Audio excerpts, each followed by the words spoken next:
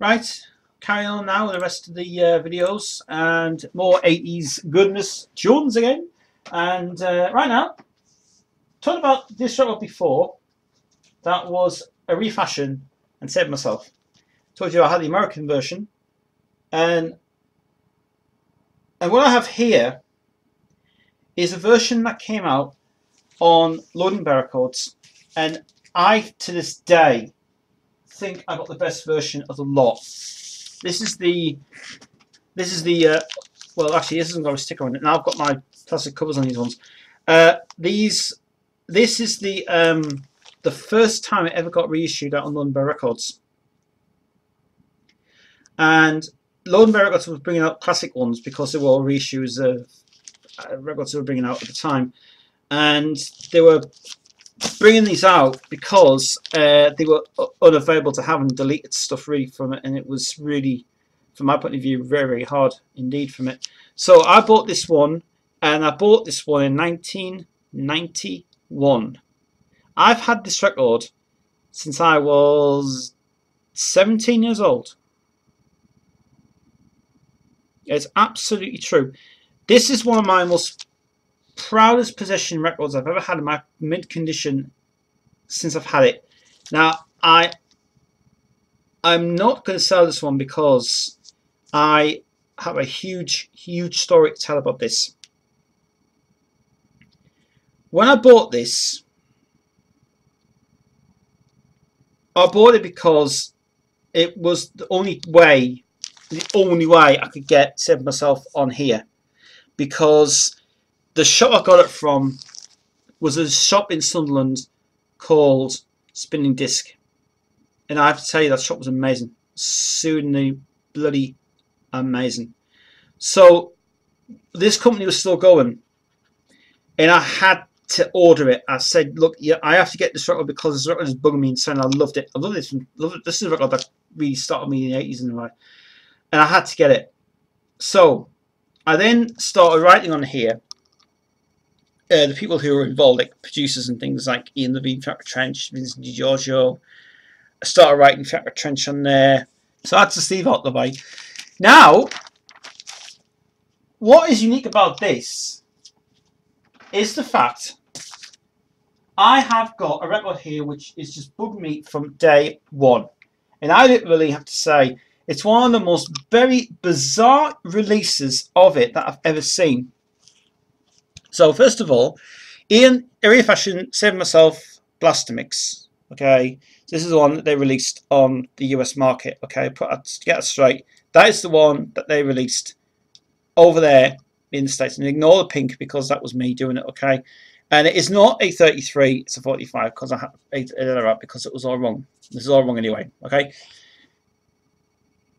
On the B side of it, we've got aiive Symphony, and that's the full version of it. But what is interesting about this is, before I showed you the remix of the instrumental that came from the A side of it, this one is the original demo of it. Now, this is the 646 version. I have not ever seen this pressed anywhere else. Now, apparently, this is unknown. This track is unknown. Now, what I've understood is it's come from an original tape. They put the tape on the vinyl, pressed it. At the very end of that record, you hear the ending of it about this side here. It goes. It starts. I think the tape wears out a little bit, and I think you can hear a lot of the ending on it.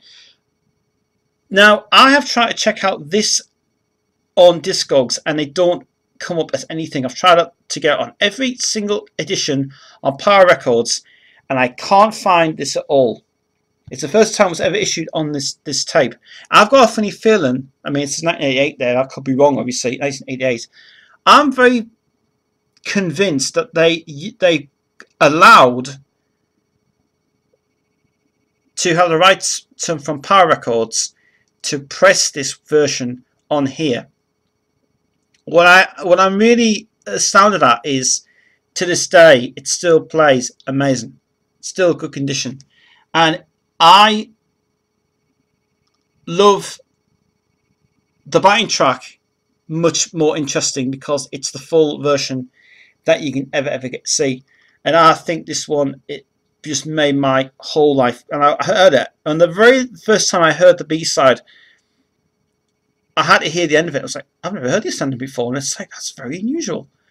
So that B-side is so very rare for me indeed. So that's why this is one of my most very collectible pieces I've had since I was 16 years old. And it really, this one was and still is my favourite piece of the lot. What was interesting about it was just the instrumental. I never ever heard of the original backing track of it, and I'm still trying to find out where the hell they got that from, because that is on a B-side on an original Power Records release of it, but I've never ever understood why the UK released that one as that. It is saying instrumental underneath it, but I blacked that out because it looks like it's a demo of it. It's an original demo, and it sounds to me this day amazing. So that's why this is my longest record I've ever had in my possession since I was a kid, a teenager, and I love that so much, and that is one of my prized possessions I've ever had. So I have myself original demo and the drum single version, and also backed by aiive Symphony. Fantastic. And now more classic gems in the world of records, and we go now through the best of Record Track, or Record Track Presents Volume 1. Yeah, this is the compilation album. This is mixed and segued by Ian Levine. This is all the records from Record Records. Basically, it's a dual compilation album of the best work from Record Records itself. This is only 2 volumes that came out of this release of it. Really nice, careful to see all the artists that are on here. So we've got Evelyn Thomas, also Michael Brown, we've got Breakdance, Ridge Break Machine, got Erline Bentley, and Eastbound Expressway, Eartha Kitt. And you get lyrics inside it as well, which is easy nice to read, which is wonderful. Now, what is interesting about this is that there are special mixes on here, which, from my own point of view, I don't think you can get any of these mixes anywhere else on Trouble Singles. Well, let's have a look. I got the original version of High Energy. Also got the original version of Street Dance. We've got the Hot Tracks mix of Where Is My Man. We've got the original version of Breakdance Party. So Many Minutes Little Time is the full version on this compilation. Boys Come to Town is the full 12 version. Primitive Desire is a special jungle mix issued on there. And Beeline is only on this compilation. Now, it says remix there, but I think this could be the remix that people can't find on YouTube. So if you type in Michael Brown Beeline, you will get the original, the second remix. I think this one is the original vocal on it, because the remix that's come out on YouTube is bloody awful. So get rid of it for a start. It's shit. It's not the original one. This one is the original mix on it. Then I have to say that is amazing. It's got some great select on that as well, which is cool. Then we've got Michael Brown, He's a Saint, He's a Sinner, full version. Caught in the Act, full version. Laura Paula's Emergency. Explains why her face is not on this at all. Eartha Kitt, I Love Men is the remix from 1984. East 7th Avenue and I Hear Thunder. Eastbound Expressway, Frantic Love, edit. I Live My Own Life, the US remix, which is fucking amazing. And Manpower, which is the album version as well. So what questions me is, Beeline must be on a US TSR vinyl version of it, because British Records never saw it, never saw the remix of it. So this compilation I do recommend. So good. I've still got it in good condition. I want it if I was outside, because you've probably seen him anyway. The album was mixed and sewed together by Ian Levine, and all it requires to American management as well, which is just not longer there anymore as well from it. The compilation was done by Record Records. I think this was produced by EMI at the time it was done. So yeah, but this record is amazing. Mixes on here are great. Special mixes done by Ian Levine, and my opinion, if you want to have a reminiscence of good music, this is a record to go for. Record Records Volume 1. great compilation, brilliant mixes, and outstanding productions. Fantastic.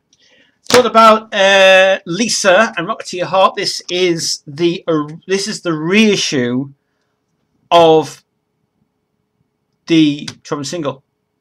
Yeah, I thought this was the original version. It's not.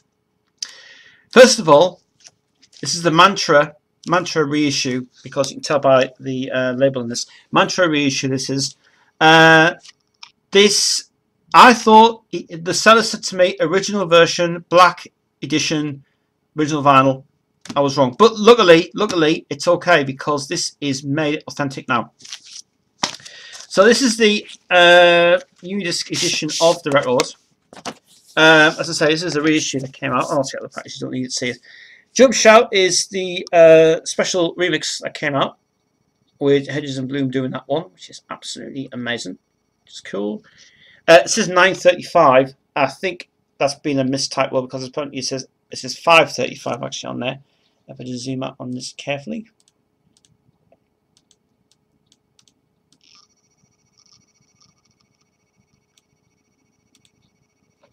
As you can see there, it says 9:35 on there. It's 5:35, because there's not actually 9 minutes long, that track. I think that was supposed to be on the other side of it, where that was supposed to say Disco Kicks was supposed to be on for a pretty long time, but obviously Disco Kicks on for 8:35, and Rocket to Your Heart's on for 9:27, which is the full version, including the sound quality on that version. Sounds absolutely incredible. Sounds absolutely amazing. I say, by the time I bought this, I thought this was the original Unidisc edition. It's not. It's the Mantra print of it. It's just been the way they've done it really for it. But for the sound of it though, the sound quality of it sounds absolutely amazing.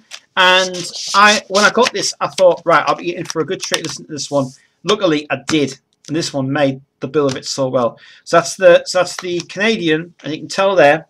It may be a list of Unidisc. It's not. It's actually Mantra Records. And there it is as well. There you go. That's Lisa Jump Shout, or the EP that came out on Unidisc. On now to a one-off production from Ian Levine's friends in America. Now, this record, I didn't know about this until I researched it a lot and I heard it. And I heard about this through a guy called Video Buff, who had this uploaded on his channel. I have this song uploaded on my channel, by the way. It's Left Lane, Hero in Disguise. And it's a brilliant production by Paul Klein and Jules Stone as well, who did this brilliant song. Now, they didn't write this. It was written by Robert de Rougemont, who wrote the song, but co-written with Jules Stone and Paul Klein, who did the input of the song as well in it.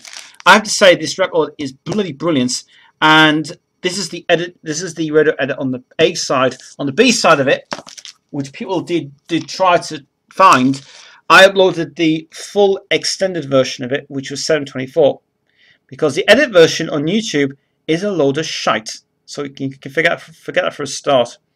Anyway, so the mix on there was actually done by Jill Stone and Paul Klein, and these two guys, for the time it was done, this is brilliant. The instrumental version is still the best one of the lot.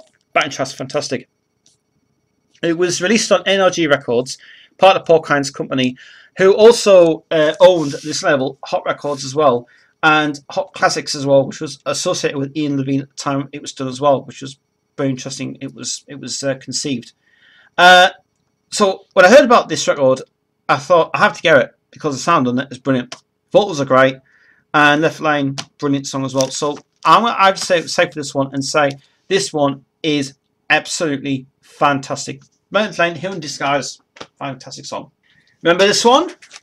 Yeah, it is Sky High from Jigsaw, Australian band who had 3, 4, 5 couple of hits in the UK and a couple of hits here, and then all of a sudden it was re-released again, the song, and it was given the best makeover from Pete fucking Hammond. Yeah, this version is brilliant, absolutely brilliant. Now, interesting about this, what Chaz Pete and Chaz P8A and Pete Hammond did they wanted to make a new makeover of the song because it was brilliant, the release of it. I was mad on this song so much, and the girl who had it at the time played it constantly over again. And I went, what is this? And I heard it, and I went, oh, this song is good. And I remember the girl who had it at the shop. She said, "You got to get this. You got to get this." It's like, I'll get it. And I was looking for it all over. And this is what's called Jigsaw Sky High. And I was like, oh, brilliant. And I remember it, and I thought, what a production! This is very cleverly done. I'm going to explain something actually first. Right. First of all, you don't spell Chaz like that. Chase Pete. Who's Chase Pete? P80. It's actually Chaz P80 and P Hammond who did this, and mixed by Mr. Max and Pete Hammond, who did the track as well, and Chaz P80 did it as well. The second side was done by Dave Ford, and it was also done by the same guys. The vocals and percussion on percussion. What? Des Dyer, who did the vocals on the re-recording of Brand New Love Affair, by the way. That's a new recording, by the way. Let's get that straight. So, Des Dyer did not perform the vocals on Sky High, the original track. What they did, they stripped it back, took off all the elements they wanted to use in it. They kept on the strings and stuff. They took the original track off, and they decided to remix this on this label, Liberty Records. And I think this made my... Oh, I wanted this so much. So I had to order this off eBay before Discogs ever existed. And I got this. It was brand new. And my point of view, I fucking love this one. So it's the Pete Hammond version. So again, they just basically remixed it, put the track on. Great job. Just amazing. And the B-side is a new recording of Brand New Love Affair. I've got to just tell you very quickly that this record is fucking ingenious. It's been played, it's been on YouTube many, many times. And in my point of view, if you want something nostalgic and really amazing to listen to, this is the song you need to have. Jigsaw Sky High, love this record. Fantastic. Brilliant remix. And now on to an American release, Bianca One More Time. Yeah, this is the American JDC release that came out. This is the second version. First of all, if you know your music very well, you may be thinking, is this the disconnect version that you have? No. Reason being is, I couldn't get the disconnect version because it was bloody hard to find. So I got this version, they reissued twice. And this, my point of view, is just amazing. Good vocals, nice production, great singer, good rocky song, and funny dual producer as well. It's also Ray Mali did the producer and licensed from Untitled Chapter Records, Belgium. I think this was only released in the States before it came out in the UK. The version that we got the original version, which is 545, and then we got the disconnect version, which is a load of crap for a start. Terrible. So what JDC did, they decided to re-release it and reissue it by putting a remix on. That remix, I understand, is not available anywhere until this version came out. So Ronnie did a job of doing this for the US market. So that remix is for the US market only, and the radio edit is for the radio stations in America. So the remix you hear on here is the version that is only on this release. And you can hear a lot of ruffle seam in that as well, which is interesting on that, which is good. So Bianca One More Time, it's on JDC Records. Just very happy with it, actually. I'm glad I didn't get the disconnect version. The disconnect version is a load of crap, but this version is better. Bianca One More Time, good song indeed. Right, now on to something else now, which I've decided to do in 4 packages because I have a lot to say about this label, Passion Records. This was the label I loved so much, and whoever watches this video now, and you're thinking, God, you're a fan of this label. I was mad on this label so much. Passion Records was started in 1983 by Nigel Rice, Les McCutcheon, and Lewis Parker. And this label, I fucking love. I love. One of the most darkest labels to ever produce music out of the blue. Where to start with it? Just many things to say about it. When Passion was launched in '83, it never did very well commercially. Just released stuff that was just, from my point of view, was amazing. First ever release was Direct Drive in the middle of spring. Nigel Wright's first production on that, and Nigel Stock writing it as well. Nigel Stock was head writer for the songs that I'm going to show you. I don't have all the Passion releases, but I've got some of the Passion releases that I will share with you guys as well. By the way, this is from one of the singles I'm going to show you later in this video as well. So, here comes now a brilliant overview of the Passion Records legacy vinyls. Here we go with some of the Passion Records I have. I don't have all of them, but I still want to get all of them if I can. 114 records were released out of the catalogue, and there's a few stories as well to say about these records. The first one I'm going to show you is in no particular order at all, but this is the first one. And this is the generic release of Charade, Anomalous, and Break Me. Yes, this is the one of those records where it's just amazing. Seriously, it's amazing. This is Passion 1230. From my point of view, I love this song so much. Darkest song ever written. As I say, Nigel Stock was a head writer for most of the records that you're going to see on here anyway. This was produced by Nolan Davis. Well, the real producer on that is John Davis. Okay, but it's under a pseudonym name. And this is the mix by Kenny Wood. Now, the mix on Kenny Wood's mix is not bad. A lot of feedback and a lot of repeat of echo on the track as well, which is a shame.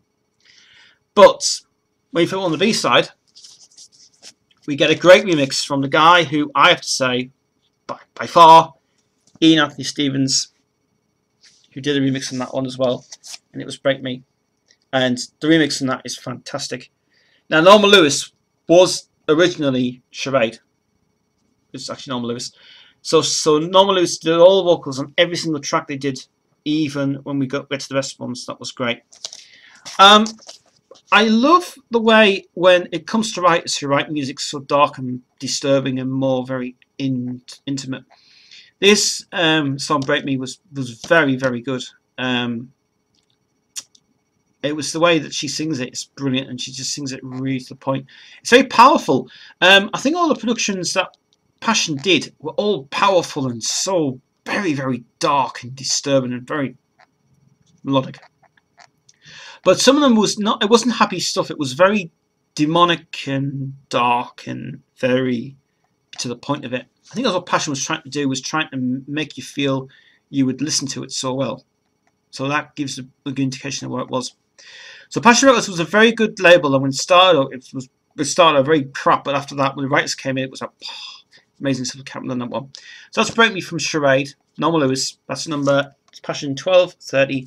And I have to say, it is seriously bloody good indeed. Awesome. And the next one, which is one of the most very ingenious records of my time. It's another Passion release, and this is Charade, I'm the One, backed by Save Yourself For Me. First of all, have to say a big shout to the two people who did this record so well, who are no longer with us. Well, actually, one of them went on to be a famous composer. George Ravel went on to be a successful movie producer. Fred Bolero, never heard of ever again. These two guys were brilliant. Seriously, fantastic. Never heard great 80s stuff ever from these guys again. They produced two singles for these guys. Produced originally, this original first one was called Gotta Get To You. Then they produced this one, I'm the One. Absolutely fantastic production, mixed by Ian Anthony Stevens on this. And from my point of view, I think this is the start of when everything went dark. This is stuff which is just very just amazing. The program on this and the keyboards and the drumming and the production and everything else is on it. It's just absolutely fantastic and phenomenal stuff from this guys. And I seriously would say this, that if anybody really wants to get into Passion Records a lot, this is where you start. The B-side of it is a very interesting B-side because, first of all, it's not actually... Dee Dee Martin is not a name, by the way. That's a pseudonym name. It's actually Norma Lewis singing this. Norma Lewis did, as I say, she did all the records of this one. The reason they pseudonymed the name out is because Norma Lewis didn't want a name on. So they changed it to Dee Dee Martin, and Dee Dee Martin doesn't exist anyway. And it was just a pseudonym name. So it's actually on this record, you're hearing Norma Lewis singing this, which just saved itself for me. The first time I ever heard this record, I thought it was just the best thing ever written by these two guys. I couldn't have just put it down. I could just play this every time. The way they wrote this sounds like a soundtrack song. It should be praised as being their best work ever done. And my point of view, Ian Stevens did a great mix on this as well. And I think this song should have been regarded as one of their best songs they've ever written. So when I heard this song for the first time, I just went, who the hell is this? And I heard on the back of the CD, I had a Passion collection on CD. I heard it and I went, I've got to get this record. And I heard Save Yourself for Me. And it was faded out so quickly because it was off a record, obviously it was off a mixed album. And then I had to figure out who it was, and I said, right, I'll sort this out. And I heard it on YouTube, but YouTube loaded a crap version of it. Until I got this one, and I had to have it. And I got it. And I love, and I have to say, these two guys, Ravel and Bolero, where are they now? They should have stayed and continued on with that. The other thing about Ravel and Bolero, they wrote a song for Angie Gold, but was never released. It was released. It was recorded for Norma Lewis, but they gave it as a favour to Nadja White at the time. But that record there is a favourite one of mine ever so much. And if you get a chance to hear it on YouTube, get a good quality of it uploaded. By my point of view, these two guys should have been in the company and they should have stayed. But that is absolutely amazing. The double A side is fantastic, phenomenal. Right. I'm going to go on to some of the later releases of Passion Records. This is Passion number 105. This is Quantize and Because the Night. This is a cover version of the song by Bruce Springsteen and also written by Patti Smith as well, from Patti Smith Group, which is, from my point of view, the version, the original version is bloody good. What they did with Jackie Lowry on this one is they went a stage further and did a very dark version of this one. Produced by Damien Paul and Chris Lucas, engineered by Storm, and recorded at the studios of the Antec Studios, I think it was called. This is produced on grey marble vinyl, which, from my point of view, is lovely indeed. It was the first time I've actually ever seen it produced on grey marble vinyl. Don't know why it was on that, but it was actually done at Cotton Masters as well. And from my point of view, this version is good. B-side is Damien Paul's only credit song called Instant Love, which is bloody brilliant indeed. Really good stuff. And because I'm playing that song over and over again.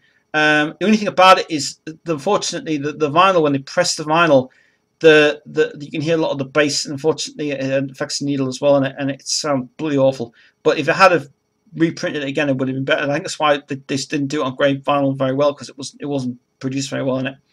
But from my point of view, one of the decent releases from Passion that came out at that time anyway from it. So that's Damien Paul, who also did a lot of the Quantize productions at the time when they were still going ahead with it, but still good.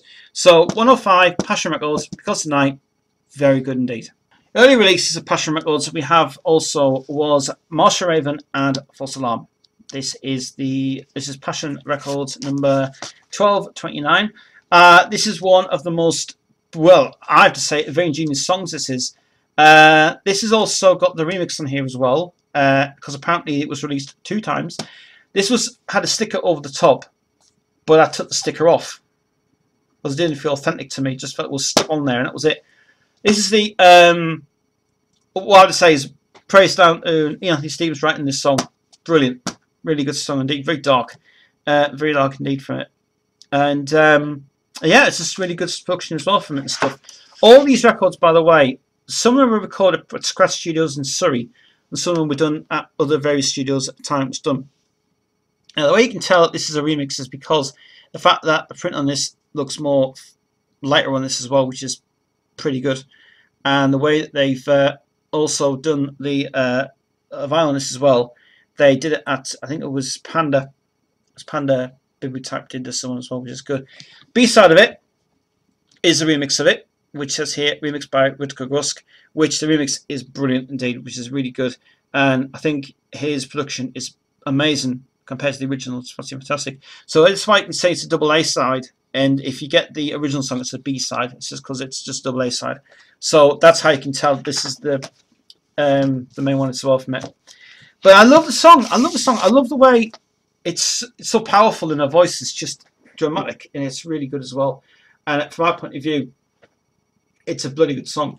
So also from Marshall Raven, that's Passion number 1229. That is the remix one. There it is there.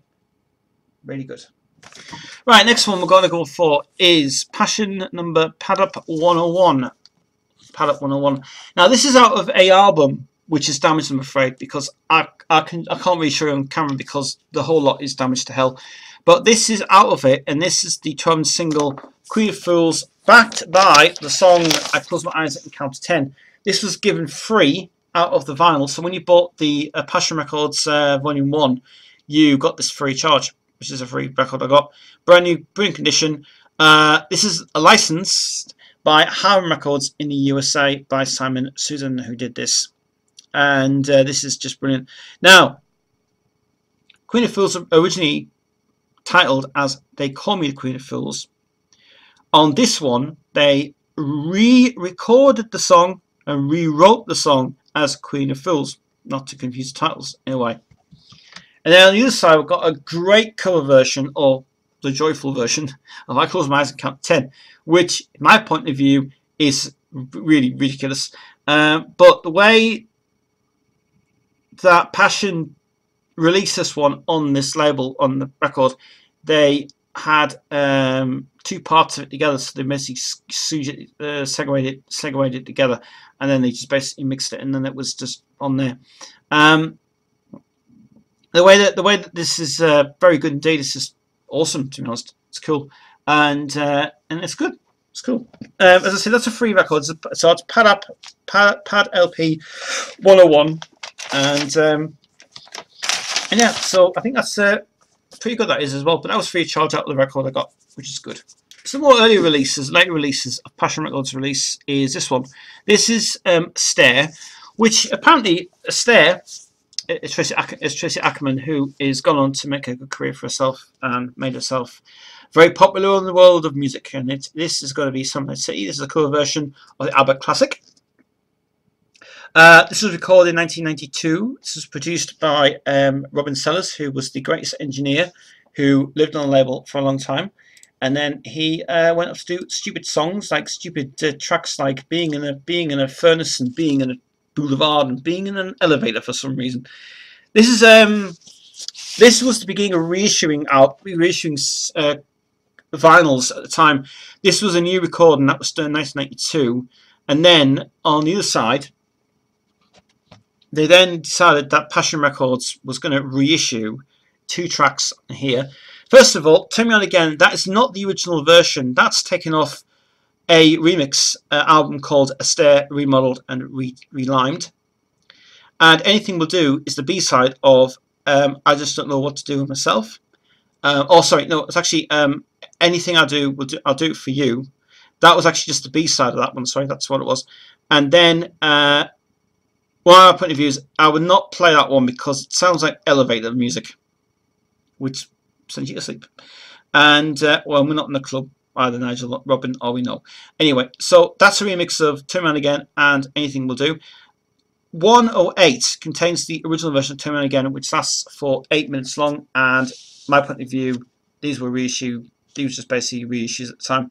So it's 1988 for that one, and 1991 for that one as well.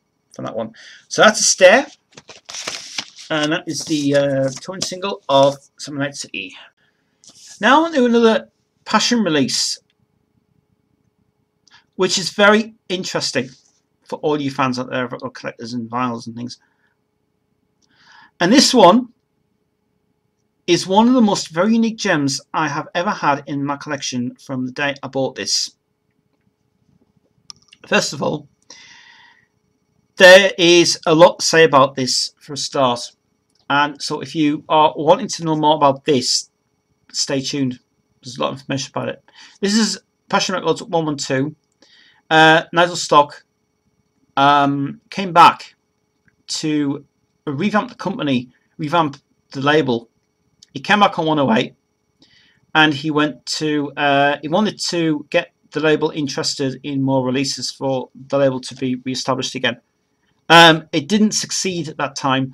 1994 was a bad year for Passion Records because they were losing money at the time.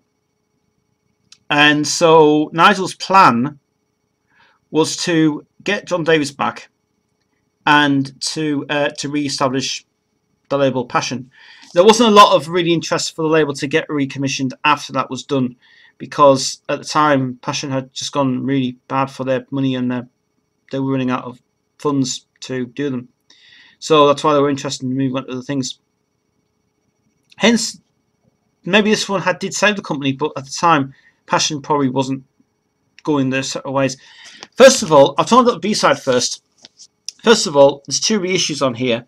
Got to Get You Mega Mix. It's taken from the vinyl edition of the compilation I do have, but I can't really show you that on camera. And also got a reissue of I'm the One, which is from 1984, 1983. Okay, that's the B-side. Now the reason this is blanked out on the bottom is because the fact is that the producers are not involved in this at all. Nigel was trying to put his name on here to put on as produced by Nigel Stock and John Davis. These have been edited out because the producers didn't want the names in there, which is understandable. And these are the original tracks, by the way. But what you guys will never ever believe, ever in the world, of this label is the A-side, because it's not Norma Lewis singing on it, and it's another thing we don't know. You never believe, but this one contains Heather Small from M People. This is true. Now, this song was originally covered by another guy in Italy. Then it was brought over here to Surrey Studios, and M People had finished and it was gone. And so she wanted to find a job and get more money and stuff. Now, Heather Small didn't get paid anything to do this record. She, at the kind of request of Nigel Stock, wanted her voice just to go on the track and cover the song For Your Love. And what I understand is that she didn't get paid anything to do this. She did it for free. It looks like she did it for free. So the way this came around was, the reason that her name is not on this is because they were trying to synonym a name for Charade. So Charade's name was supposed to be Heather Small. People didn't want to know that, obviously. That's why the synonym name comes around. Now I have to say that this production of it is fantastic, brilliant, and for the time it was made, it was great. All the vocals are on here. It is on my channel, this track, but if no one can upload it, then obviously you guys can get it on SoundCloud. So For Your Love by Heather Small is on Passion Records 12112. Okay, this is the one you need, guys. So you need this in your collection. You need it because this is the one you need. So Heather Small is on this one, and from my point of view, it is just phenomenal. It's absolutely phenomenal. 33 RPM, and when I bought this at the time, it was scruffy as hell. But luckily, after some nice, lovely texture, I cleaned it, and it sounds amazing on it as well. So, as I say, it's one of the most weirdest gems in my collection I've had for quite a while now. And when I heard it, I went, that's Heather Small on the track. And it is Heather Small. If you want to hear a sample of this, by the way, link on my channel, and I'll let you know what video it's on as well. But this record, unique for M People fans and also for Passion fans as well. Get this one. Carry on with the rest of the Passion records now, and this one is going to be, this is the original cover, by the way, generic label. This is why Passion records couldn't afford to print off labels and things anymore. So they decided in 1993 to re-record the track of I Do Anything for Love, but I won't do that. I will say, from my point of view, and to save everybody's argument, does this sound better than Jim Steinman's work? I'll get to that in a minute. For the Passion Rock side of it, though, I'll get to that in a minute. Anyway, Jim Steinman's cover, and from what I understand, Tracy Ackerman, who sings on this, her voice on this is not bad. Production, though, could have been better on this, but it's not bad for the day it's made for. Produced by Nigel Rice, from his last production on this label, and it was engineered by Robin Sellers as well at the time. B-side of it, it's a reissue. This is a reissue at that time. Reissue of Hot and Cold from 1990. And let's get one thing straight about this. This is right, for a start, but this is a bit of a misleading thing. Steve McCutcheon and Tracy Ackerman wrote this together. That's true. The producer on this was supposed to be Steve McCutcheon, but Robin Sellers has decided to put his name on that for obvious reasons.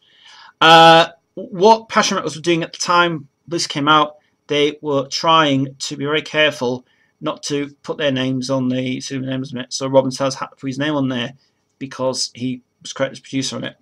This is a reissue from a B-side of the record I Just Don't Know What to Do with Myself. This is the one that made probably everything go wrong for Passion Records at the time. So, as for this, I'll say it's at the time it was out, it was good, but right now I don't think I would play this anymore. I don't like this version, to be honest. But for the collectability of Passion side of it, it stays in the collection because it's part of the label it was from anyway. So this one is a no-no. Other side is alright, but this one is definitely not the best version ever to go for. But Nigel's production, well, I have your own thoughts about it. Now on to other releases of Passion Records and on to Sexy Ladies now, and it's going to be Eastbound Expressway Yoruba. This is an Ian Levine Flacco Trench production. This was a release in '86, was released on the 7 single as well, for a limited release only. And this is the first time that Passion had money to produce sleeves. Yeah. Money was getting good at the time for these guys as well. I thought this was a reissue, but it's not. It's actually an authentic release of it. Got damaged a bit because of got damaged inside.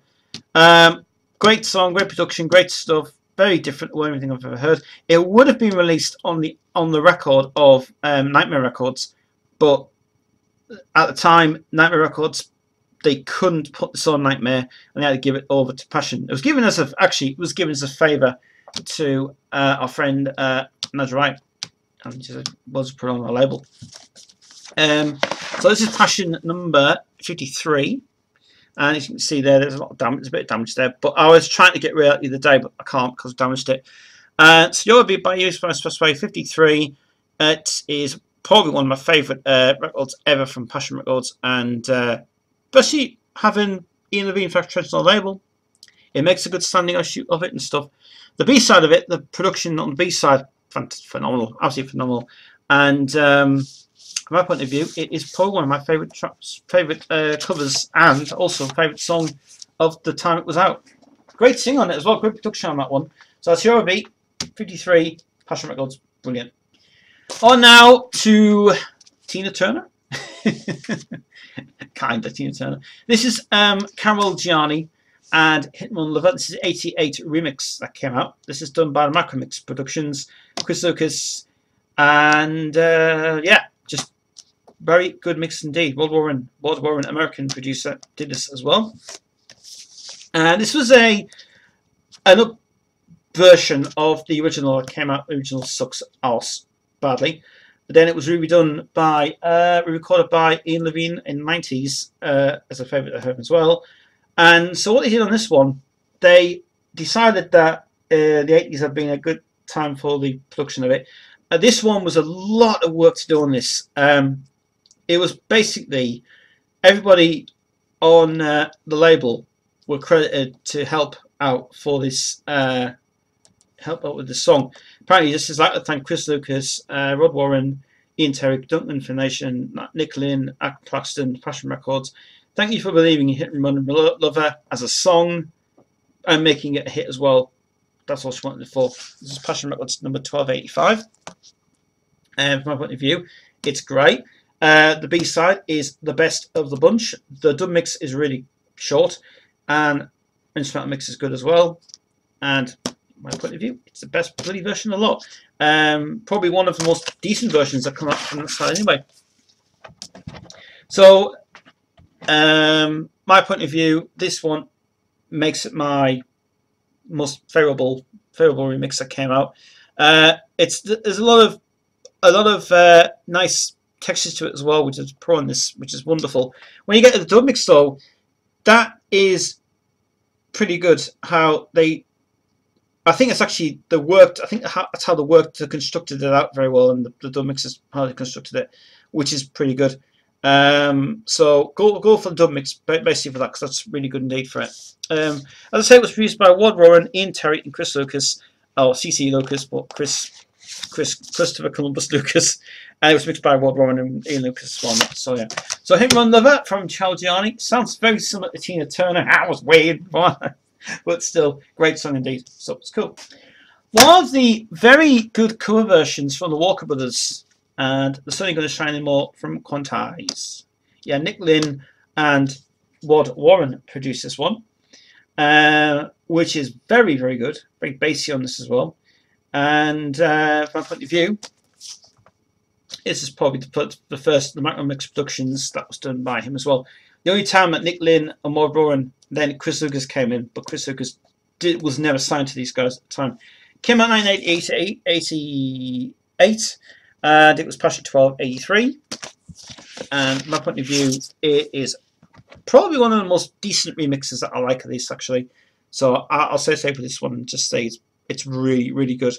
Especially Rod Warren producing this one is just fantastic on this. Great production on it.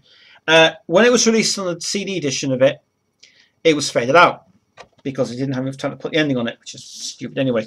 But for the point of view, for the Passion collection, very, very good indeed. Then we're going on now to the final ever record that came out on Passion Records in 1994, and it was the cover song of I Want to Know What Love Is, which is from Astaire, or Tracy Ackerman as we know these days.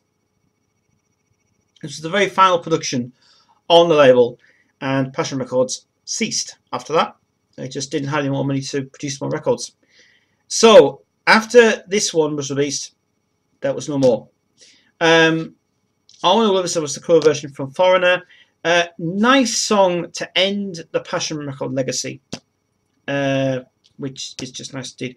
Nice cover song. Actually, this is a decent remake of it, which is nice to have and good. B-side of it was a reissue of What Have I Got to Lose, which by the time it came out in 1986, when they reissued this one, I think they put this on as a goodbye. It was like, goodbye, that's it, Passion Records is over, and we're going to move on with other things at the moment as well. So that's why Passion Records ended, and the reason it ended was because there was no interest for the label to go ahead, and they thought, that's it, Passion Records has ended. So it was a sad thing, because when I heard about it, I contacted Passion Records in 1996. I rang them and I told them, is Passion finished? And it was. They tried to reboost it back, but there was no interest at all. So what they did was, after this one was released, 3 years after that was released, they then brought a box set called Classic High Energy, which was 4 CD set of the Passion Legacy. And what they did was they just basically put all the Passion records together, and then they released it as a box set for it as well. They actually released 16 box sets, 8 box sets that were released at the time. But as for the label itself, I think this label have just been very positive about everything else. I mean, the best songs they've brought out was Turn On Again, Twilight Zone, and many others that, you know, great producers and great writers on there. And I think that if Passion had stayed longer, it would have made legacy as well. The other thing about it was that these were hand produced. These weren't done at a factory. These were actually done at Passion's own studio in Surrey. So they were mastering the vinyls and doing the vinyls at the same time. They were just rolling them off the press. And I'm very lucky to have this one because this is one of the last ones I ever did. And if you can track it down on YouTube or eBay or on Discogs, then do. I said, as obviously says deleted, and I wrote this on here. I wrote this on here saying mint import, and I said Passion 114, very, very expensive Passion, and it was at the time actually. It cost about £5 for this. Well, actually, it did cost about £7 for this, but most of it now is collectability, history of it, and stuff. So there you are. And that is it. That's the Passion records you have so far. And don't worry, there's more coming up soon on this channel for that label. But as I understand, this label was the best label that ever lived. Passion lives on.